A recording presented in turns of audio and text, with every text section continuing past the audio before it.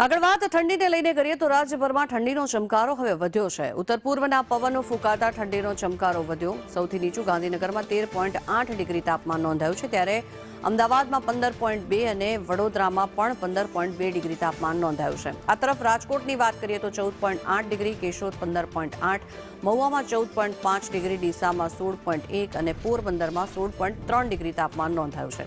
તો સુરેન્દ્રનગરમાં 16.5, ભુજમાં 17.8 અને કંડલામાં 18 ડિગ્રી તાપમાન નોંધાયું અને બપોરના સમયે મહત્તમ તાપમાનમાં વધારો થાય તેવી પણ શક્યતાઓ જોવામાં આવી રહી છે।